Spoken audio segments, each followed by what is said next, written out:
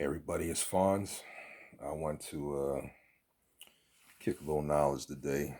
Discuss. I want to discuss some of the things that young people go through and experience um, from my own perspective, from my own experience. A lot of times we say, "Hey, if you raise your kids right, you don't have to worry about them doing things wrong," But children are influenced. Young people are influenced, even when they're young adults, by certain things and certain people, music, lifestyles. You're impressed by certain things, just by nature.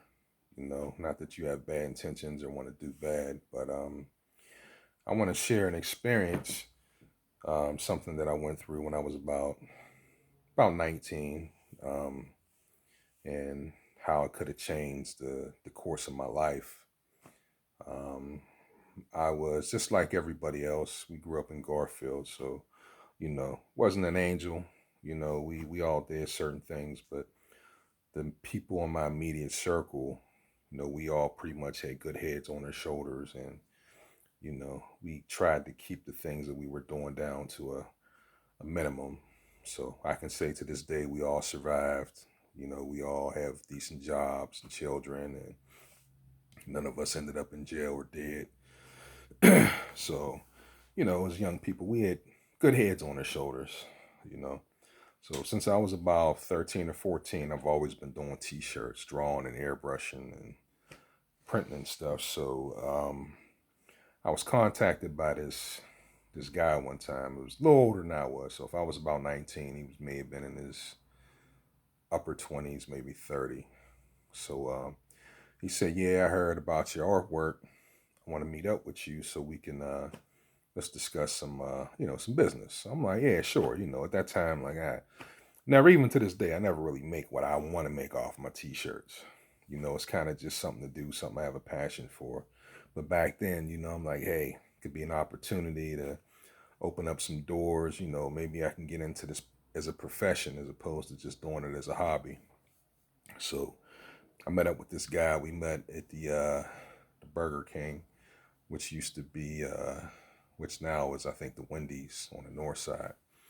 So I met with the dude, and I walked in, he walks in. This young brother, he got cornrows, you know what I mean? And the first thing I noticed was his vehicle. He had a SUV. I can't remember what kind it was. It was clean, and I don't know anybody that's my age and 40, close to 50, back in the day, all you wanted was an SUV, a truck. All we ever talked about was this one's truck or that one's truck. So right off the bat, the dude had my attention. You know what I mean? So he told me, I'm not going to get too much into explaining what he had a legal job, but I don't want to get too much into it because I don't want to insult the brother and people may know who he is, but he had a pretty prominent job, and he did well for himself. So we met and we discussed my artwork and getting t-shirts made, different things. He's like, "Man, I really dig your art, blah, blah, blah." He said, "I'm gonna put you on my team." I'm like, "Oh, okay." I said, "Well, what's your team?" So he told me the name, and I was like, at the time, like I never heard of him, but he just, I said, "What's up with your team? Like, what is it?" And he said, "Man, it's just young brothers doing positive things. It's my crew." So I'm like, "Oh, okay, cool." I said, he said, "I want you to come out to my house so I can, so you can meet the boys." So I'm like, "All right, cool." So another date came out, went to his house. Wasn't a mansion, wasn't spectacular. It was a house, which is more than what I had at age 19. You know what I mean? He had a house, garage, you know what I mean? So when I got to his house, he had a bunch of young brothers in his house. You know what I mean? Just average cats, you know what I mean? Cats like me, you know what I mean? And the dude, he talked a lot of positive pro-black stuff, you know what I mean? Just spoke a pretty good game. I mean, I won't say it was game. It's basically he always gave the parents of being like, hey, try to get the young brothers in a good direction. So we met, we talked, we spoke, you know what I mean, and we met up a couple more times after that, and I noticed that his interests after a while wasn't really in my artwork. His interest was in me. When I say me, as in he wanted me to be a part of what he was doing, bad. So I'm like, I grew up with certain people and those were my friends and I was my crew. And, outside of that, I didn't really trust too many other people, So uh, went out to his house a couple more times, you know what I mean? And it wasn't really nothing really bad going on, But the one thing I noticed was that the guys there idolized this dude. And they were all my age. We're talking about guys as 18 to say 21 or 22, you know what I mean? And they just idolized them. And the one thing that did turn me off was that he was a little controlling with the boys, you know what I mean? Like he kind of like he demanded certain things. I almost kind of felt like they were working for him without really getting paid, of course, you know what I mean? So, me at that age, I just started getting like little red lights start going off. I'm like, little warning signs. So, I kind of started making a little space between me and the dude. He kept calling a couple times. I blow him off, you know what I mean?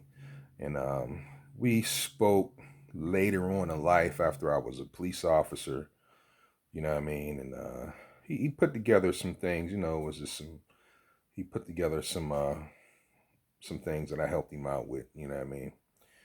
But the most important part of this story is later on, in the back when I was 19, the gangs in Pittsburgh were just starting. I say at age 19, that's when the things, these gangs started to sprout up in Homewood and Garfield.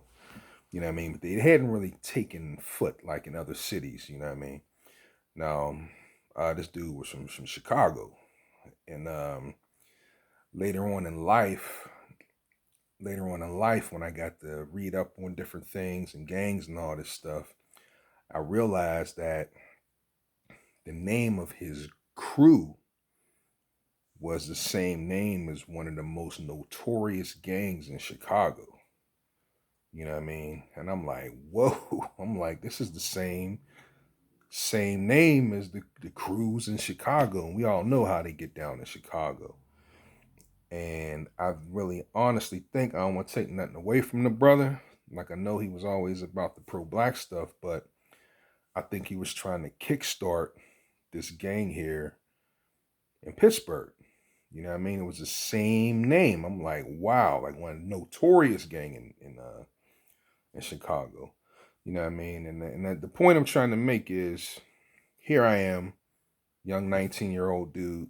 You know what I mean? No bad intentions. You know what I mean? All I ever wanted to do, I've been working since I was 16 years old. All I ever wanted to do was work. You know what I mean? Earn money. Never really got into making money illegally. You know, so I'm like, could have been sucked in by what the guy was saying. I could have easily been sucked in. You know what I mean? I could have went hard, I could have believed in it the way he wanted the other young people in there to believe in what he was doing, you know what I mean? And I said he was controlling, you know what I mean? And that comes with being able to have things that young people don't have. Like I said, when I met the man right off the bat, he had a nice SUV, he has a home, you know what I mean? Pretty girlfriend, you know what I mean? It was just certain things that you saw that you're impressed with as a young person. And even if you my mother raised me right. You know what I mean? My mother raised us all right. You know what I mean? But you can be influenced by things inadvertently.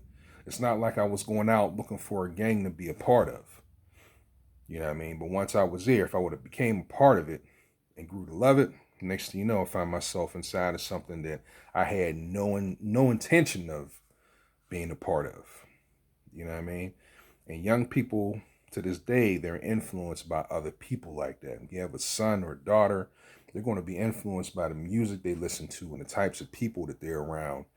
You know what I mean? As a parent, you can teach and teach and teach, but your child is going to look at you as a teacher. And we all know we don't always listen to our teachers. You know what I mean? But our friends and peers, yes, our friends and peers have just as much influence on us as our teachers.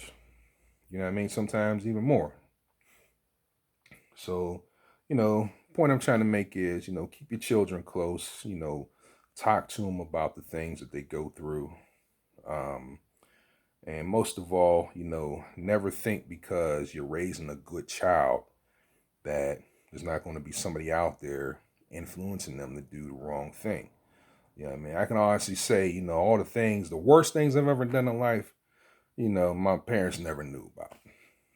I mean? Everything's, if, my parents found out to this day, they'd be shocked, I mean? But that's all part of growing up and learning and making mistakes and becoming an adult and being mature. To be honest, becoming a police officer, I think really saved me.